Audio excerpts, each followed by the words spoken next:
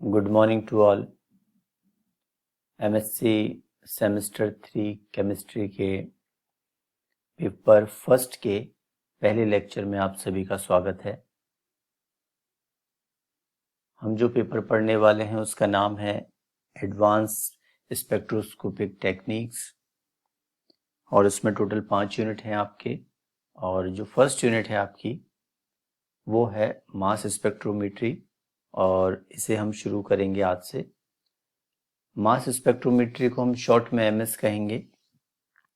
तो आज का जो लेक्चर है वो बिल्कुल बेसिक इंट्रोडक्शन है कि आखिर मास स्पेक्ट्रोमेट्री है क्या, इसकी शुरुआत कहाँ से हुई और आखिर क्यों ये बड़ी बड़ी जो साइंटिफिक फील्ड्स हैं उसमें इम्पोर्टेंट एक मास स्पेक्ट्रोमेट्री का अपना एक इम्पोर्टेंस है।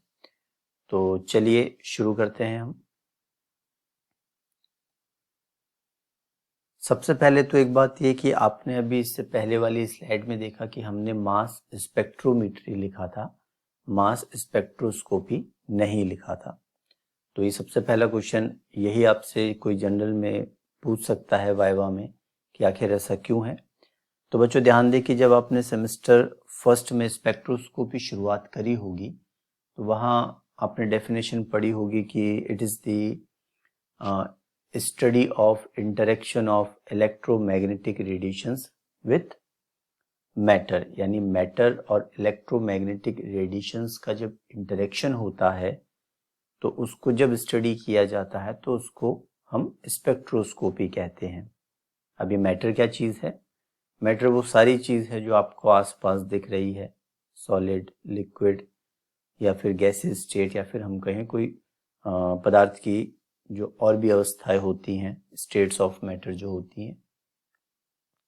तो मैटर ऐसी कोई सी भी चीज़ है जिसका कोई वेट है, जिसने कोई जगह घेर रखी है, या फिर जिसके होने का एहसास हमें हमारी किसी भी इंद्रियों से हो जाए, फॉर एग्जांपल देखने से हो जाए, स्मेल करने से हो जाए, टेस्ट करने से हो जाए, टच करने से हो जाए या फिर सुनने से हो जाए।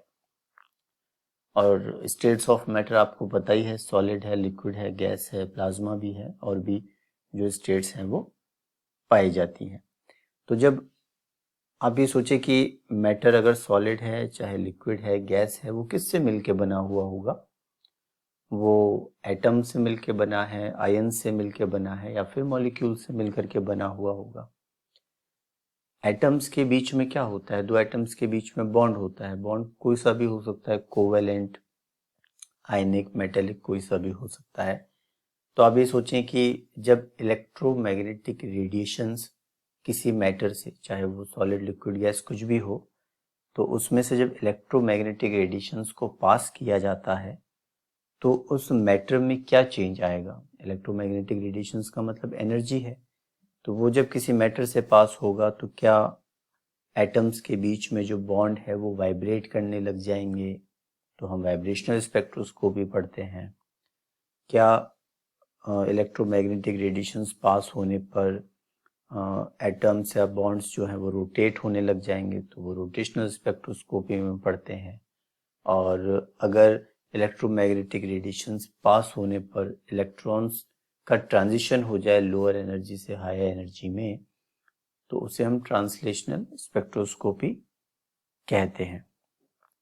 तो आपने बेसिकली एक डिफरेंस ये पाया कि इलेक्ट्रोमैग्नेटिक रेडिएशंस का जब इंटरेक्शन होता है मैटर से तो उसे स्पेक्ट्रोस्कोपी कहा जाता है। हम स्पेक्ट्रोस्कोपी में उसको पढ़ते हैं। यहाँ हमने जो टर्म इस्तेमाल करी है वो एमएस है, यानी मास स्पेक्ट्रोमेट्री है। हमने यहाँ पर इसको एमएस इसलिए कहा क्योंकि मास स्पेक्ट्रोमेट्री में आप इलेक्ट्रोमैग्नेटिक रेडिएशंस का इंटरेक्शन मैटर के साथ स्टडी नहीं करेंगे, इसीलिए हमने इसको मास स्पेक्ट्रोमेट्री कहा है, स्पेक्ट्रोस्कोपी नहीं कहा है।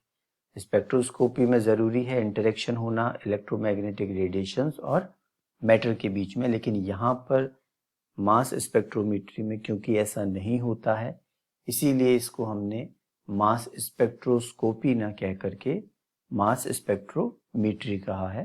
तो बिल्कुल अच्छे से आपको ये पता होना चाहिए। लेकिन इसकी बाकी जो दूसरी कैरेक्टरिस्टिक्स हैं, जैसे आप IR पढ़े, NMR पढ़े, सबके अंदर एक ग्राफ बनता है, एक पीक्स आती हैं, उसी प्रकार से मास स्पेक्ट्रोमीट्री के अंदर भी ग्राफ बनता है, पीक्स आती हैं। तो दूसरी जो कैरेक्टरिस्टिक्स हैं वो तो स्पेक्ट्रोस्कोपी की जैसी ही हैं, लेकिन क्योंकि यहाँ पे इलेक्ट्रोमैग्नेटिक रेडिएशंस और मैटर का इंटरेक्शन नहीं होता है, इसी की वजह से हम इसको मास स्पेक्ट्रोमीट्री कहते हैं। ये कंसेप्ट आपको क्लियर होना चाहिए। चलिए नेक्स्ट देखते हैं हम। अब जब आप 11th में थे, आपने आपका पहला चैप्टर पढ़ा होगा एटॉमिक स्ट्रक्चर, परमाणु संरचना। वहाँ पर आपने इलेक्ट्रॉन, प्रोटॉन, न्यूट्रॉन सबके बारे में पढ़ा होगा। तो वहाँ आपने देखा होगा और कि इलेक्ट्रॉन की खोज का जो श्रेय है वो किसको जाता है? जे थॉमसन को। तो जे थॉमसन ने 1897 में इलेक्ट्रॉन की खोज की और 1897 में ही इलेक्ट्रॉन के लिए m/e निकाला। देखिए मैं जो भी बोल रहा हूँ उसे आप चाहें तो नोट कर लें, आपकी स्क्रीन पे भी कुछ मिल जाएगा, लेकिन जो मैं बोल रहा हूँ उसे अच्छे से सुने। तो 1897 में जे थॉमसन ने इलेक्ट्रॉन की खोज करी और तभी उन्होंने इलेक्ट्रॉन के लिए m/e निकाला, that is mass to charge ratio. इसे बिल्कुल ध्यान रखें। ये इंपॉर्टेंट इसलिए है क्योंकि मास स्पेक्ट्रोमेट्री का यही आधार है, यही बेस है, m/e। किसी भी ऑर्गेनिक कंपाउंड का जब आप ग्राफ आएगा या फिर हम कहें मास स्पेक्ट्रा आएगा, तो वो उसमें उसके m/e के आधार पर ही आएगा। वो कैसे आएगा वो आपको समझ में आ जाएगा आगे। लेकिन आप ध्यान रखें कि जे थॉमसन ने 1897 में इलेक्ट्रॉन के लिए m/e निकाला, that is mass to charge ratio. एक दूसरे वैज्ञानिक और हुए जिनका नाम वेन था, WEIN। तो उनकी अपनी एक रिसर्च चल रही थी। वो इस बात पर रिसर्च कर रहे थे कि जो एनोड रेज होती हैं उनके यदि मैग्नेटिक फील्ड अगर उसके ऊपर लगाई जाए, एनोड रेज जो हैं उनके ऊपर मैग्नेटिक फील्ड लगाई जाए तो उनका व्यवहार क्या होगा एनोड रेज का। तो उन्होंने जब रिसर्च की, एनालाइज किया और अपना रिजल्ट निकाला, तो उन्होंने रिजल्ट में ये बताया कि एनोड रेज जो है वो पॉजिटिवली चार्ज होती हैं। ये भी इम्पॉर्टेंट है क्योंकि जब आप मास स्पेक्ट्रा पढ़ेंगे तो जब हम इंस्ट्रूमेंटेशन पढ़ेंगे तो एक जगह ऐसी आएगी जहाँ पर मैग्नेटिक फील्ड लगाई जाएगी और जो आयंस बनते हैं वो अपने अपने अकॉर्डिंग टू m/e वो डिफ्लेक्ट होकर के इधर या उधर जाएंगे। तो ये भी एक इम्पॉर्टेंट बात है और मास स्पेक्ट्रोमेट्री में, इसलिए आप वेन को, जिन्होंने एनोड रेज के बारे में बताया कि एनोड रेज पॉजिटिव चार्ज हैं, और जे थॉमसन जिन्होंने ये बताया कि इलेक्ट्रॉन के लिए मास टू चार्ज निकाला, चार्ज रेशियो निकाला। ये दो वैज्ञानिक इम्पोर्टेंट है और इसी की खोज की वजह से लगभग 1906 में जे थॉमसन को और 1911 में वेन को नोबेल प्राइज दिया गया। तो ये दोनों जो खोज है वो इम्पोर्टेंट है, यानी m/e की जो बात है वो शुरुआत जो है वो इलेक्ट्रॉन के खोज के बाद शुरू हो गई थी। इसके बाद क्या होता है, 1912 यानी 1912 और 1913 के बीच में जे थॉमसन ने क्या किया, एनवायरमेंटल गैसेस को स्टडी किया और एनवायरमेंटल गैसेस को स्टडी करते हुए उन्होंने एक इम्पॉर्टेंट रिजल्ट दिया।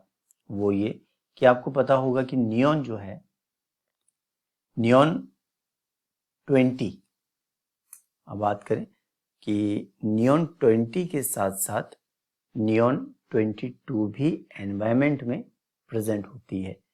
ये एक इम्पॉर्टेंट बात थी। इससे क्या सिद्ध हुआ, क्योंकि आपको पता है कि जिन एटॉमिक नंबर सेम लेकिन एटॉमिक मास या मास नंबर डिफरेंट, उसको हम आइसोटोप्स कहते हैं या फिर समस्थानिक कहते हैं। तो जे थॉमसन ने अपनी रिसर्च में जब एनवायरमेंटल गैसेस को वो स्टडी कर रहे थे तो उन्होंने एक इम्पॉर्टेंट रिजल्ट ये निकाला कि नियॉन 20, देखिए एटॉमिक नंबर तो 10 है उसका, लेकिन जो मास नंबर है वो उसका 20 है। तो नियॉन 20 के साथ साथ एनवायरनमेंट में नियॉन 22 भी प्रेजेंट होती है। इससे एक वेरीफाई ये हो गया कि जो एलिमेंट्स हैं उनके आइसोटोप्स भी एनवायरनमेंट में एग्जिस्ट करते हैं। तो ये भी एक इम्पॉर्टेंट खोज थी, क्योंकि आप इसको समझिए कि मास स्पेक्ट्रोमेट्री का आधार क्या है, m/e, that is mass to charge ratio. और आप नियॉन 20 की बात करें तो उसकी पीक अलग होगी, नियॉन 22 की बात करें तो उसकी भी पीक अलग होगी। तो वो आपको आगे जाके समझ में आ जाएगा, लेकिन ये भी एक इम्पॉर्टेंट वेरिफिकेशन था कि आइसोटोप एनवायरनमेंट में एग्जिस्ट करते हैं। और जब जे थॉमसन ने इसकी खोज करी तो लगभग उन्होंने उस आधार पे करी थी कि उस वक्त जो मास स्पेक्ट्रोमीटर था, जितना भी बना हुआ था, जितने भी डेवलपमेंट होकर के जैसे भी बना था, उस आधार पे उन्होंने नियॉन 20 के साथ नियॉन 22 की खोज करी थी। इसके बाद बच्चों एक कंसेप्ट आया आयनाइजेशन का। जब आयनाइजेशन का, मॉलिक्यूलर आयनाइजेशन का कंसेप्ट आया तो मास स्पेक्ट्रोस्कोपी, मास स्पेक्ट्रोमेट्री की फील्ड में काफ़ी डेवलपमेंट हुआ और ये रिसर्चर्स की नज़र में आया। और हम ये कह सकते हैं, अगर आज प्रेजेंट की बात करें, आज के दिन की बात करें, तो आज से लगभग 50 साल पीछे अगर हम जाएं तो इन 50 साल के दौरान ही मास स्पेक्ट्रोस्कोपी में, मास स्पेक्ट्रोमेट्री में काफ़ी कुछ डेवलपमेंट हुआ। और हम ये कह सकते हैं कि काफ़ी बड़ी बड़ी साइंटिफिक फील्ड जो है उसमें एमएस का इस्तेमाल किया जाता है। कैसे, हम देख लेते हैं। For example biotechnology. तो बायोटेक्नोलॉजी में प्रोटीन्स हैं, ऑलिगोसेक्राइड्स हैं, पॉलीसेक्राइड्स हैं, उसको सीक्वेंस करने के लिए एमएस का उपयोग किया जाता है। फार्मास्यूटिकल इंडस्ट्रीज की अगर हम बात करें तो कोई भी ड्रग जब सिंथेसिस होती है तो उसके शुरू के स्टेप यानी बनने से लेकर के एंड स्टेप तक, जब तक वो ड्रग बनती है, इसके बीच में जो भी स्टेप्स होते हैं उसमें लगभग काफ़ी स्टेप्स में एमएस का यूज़ होता है। क्योंकि आप खुद देख लीजिए कि एमएस केमिकल है क्या, जो ड्रग है वो हो क्या है, क्या वो केमिकल ही तो है। तो केमिकल है तो उसका मॉलिक्यूलर वेट पता लगाने के लिए एमएस का इस्तेमाल हर स्टेप्स में होता है, हर स्टेजेस में होता है। इसके बाद आता है एनवायरमेंटल स्टडीज। अगर एनवायरमेंटल स्टडीज की हम बात करें तो एनवायरमेंट में जो बहुत सारी गैसेस हैं, तो एनवायरमेंटल साइंटिस्ट जो हैं वो एनवायरमेंटल गैसेस को स्टडी करने के लिए भी मास स्पेक्ट्रोमेट्री का इस्तेमाल करते हैं। जियोलॉजिकल स्टडीज की बात करें, जिसे हम भूगर्भ विज्ञान कहते हैं, तो वो साइंटिस्ट भी फॉसिल्स को स्टडी करने के लिए या फिर हम कहें सॉइल को स्टडी करने के लिए एमएस का उपयोग करते हैं।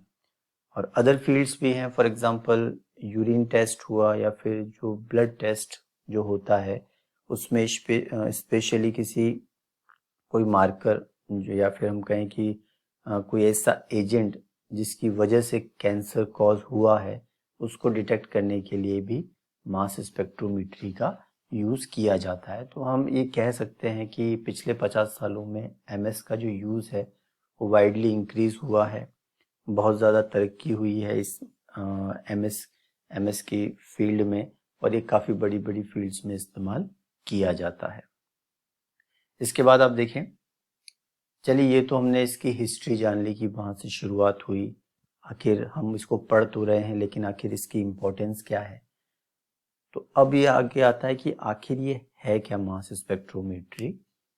तो इसको समझने के लिए 3 बातें आपको इम्पोर्टेंट याद रखनी है समझने के लिए कि आखिर ये एमएस है क्या। सबसे पहली बात जो है वो ये है कि एमएस जो है वो एक ऐसी टेक्निक है जिसके द्वारा आप एक्यूरेटली किसी ऑर्गेनिक कंपाउंड का मॉलिक्यूलर वेट पता लगा सकते हैं। वेरी वेरी इंपॉर्टेंट कि मास स्पेक्ट्रोमेट्री जो है वो एक ऐसी टेक्निक है जिसकी हेल्प से हम किसी ऑर्गेनिक कंपाउंड का एक्यूरेटली मॉलिक्यूलर वेट पता लगा सकते हैं। अगर मॉलिक्यूलर वेट आपको पता लग जाए तो आप दूसरी टेक्निक्स का हेल्प ले करके उस कंपाउंड का मॉलिक्यूलर फॉर्मूला भी पता कर सकते हैं। तो एक इंपॉर्टेंट बात हो गई कि मॉलिक्यूलर वेट हम पता लगाते हैं। दूसरी बात क्या है, एमएस की हेल्प से आपको ये पता लग जाता है, मान लीजिए ऑर्गेनिक कंपाउंड है, कोई हाइड्रोकार्बन की बात कर रहे हैं जिसमें 5 कार्बन है, पेंटेन की बात करें तो इसमें होता क्या है, एमएस में फ्रेगमेंटेशन होता है। फ्रेगमेंटेशन का मतलब बॉन्ड टूटता है, आयंस बनते हैं। कैसे बनेंगे वो अपन अगली क्लास में पढ़ेंगे। और उस हर एक आयन की पीक जो है वो मास स्पेक्ट्रा में आती है। तो ये जो बॉन्ड टूट करके जो आयंस बनते हैं उसे हम फ्रेगमेंट्स कहते हैं। और हर फ्रेगमेंट की पीक जो है वो मास स्पेक्ट्रा में आती है। तो मास स्पेक्ट्रोमेट्री की हेल्प से हमें ये पता लग जाता है कि आखिर बॉन्ड जो है वो कहाँ से ब्रेक हुआ है, कौन से फ्रेगमेंट्स बने। और अगर हम फ्रेगमेंट्स के बारे में पता लग जाता है तो हमें ये पता भी लग जाता है कि वो जो पूरा मॉलिक्यूल है उसके अंदर कौन कौन से ग्रुप्स प्रेजेंट हैं। वो कैसे होगा वो अपन आगे पढ़ेंगे अच्छे से। बस आपको ये ध्यान रहे कि आपको एक बात तो ये पता लग जाती है कि बॉन्ड कहाँ से ब्रेक हुआ। दूसरी बात ये कि फ्रेगमेंट्स की जो पीक्स आती है उससे आपको ये आइडिया लग जाता है कि वो जो पूरा मॉलिक्यूल है उसके अंदर कौन कौन से ग्रुप प्रेजेंट हो सकते हैं। तो ये दो बातें इंपॉर्टेंट है। तीसरी बात ये है कि किसी कंपाउंड का जब मास स्पेक्ट्रा आता है तो उसको जो अवेलेबल डेटा होता है उससे कंपेयर किया जाता है कि वो उसका स्पेक्ट्रा और जो अवेलेबल डेटा है उसके स्पेक्ट्रा में कहाँ क्या डिफरेंस है, क्या कंपैरिजन है, इन सबको स्टडी किया जाता है। यानी अवेलेबल जो डेटा है उससे उसका कंपैरिजन किया जाता है। तो ये 3 बातें इंपॉर्टेंट हैं मास स्पेक्ट्रोमेट्री में। इसको बिल्कुल अच्छे से ध्यान में रख लें कि मॉलिक्यूलर वेट पता पड़ेगा, उससे हम मॉलिक्यूलर फॉर्मूला पता लगाएंगे। दूसरे में हम फ्रेगमेंटेशन का पता पड़ेगा ताकि हमें ग्रुप्स के बारे में पता लग जाए। और तीसरा जो है वो है कि जो स्पेक्ट्रा आएगा किसी कंपाउंड का उसको हम कंपेयर करेंगे हमारे जो अवेलेबल डेटा है उससे। तो चलिए बच्चों, ये बिल्कुल हो गया आज का आपका इंट्रोडक्शन। इसके बाद हम पढ़ेंगे इसका बिल्कुल ब्रीफ इंस्ट्रूमेंटेशन के बारे में। जैसे मैं आपको बता दूं कि इसका जो इंस्ट्रूमेंटेशन है उसमें बेसिकली 5 पार्ट हैं। एक होता है सैंपल इनलेट, इसके बाद होता है आयन सोर्स, फिर होता है मास एनालाइजर, फिर होता है डिटेक्टर, और इसके बाद एक कंप्यूटर है जो बेसिकली ये बताएगा, वो जो ग्राफ देता है आपको। इसको थोड़ा और डिटेल अपन हम नेक्स्ट क्लास में पढ़ेंगे। तो ये बिल्कुल बेसिक इंट्रोडक्शन था, उसकी हिस्ट्री थी। आप इसको थोड़ा बहुत इंट्रोडक्शन में आपके पास भी कोई बुक हो तो उसको देखें। और बिल्कुल जल्दी हमारा नेक्स्ट लेक्चर आएगा जिसमें हम और इसके आगे पढ़ेंगे, इंस्ट्रूमेंटेशन पढ़ेंगे और फ्रेगमेंटेशन कैसे होता है उसके बारे में पढ़ेंगे। लेक्चर देखने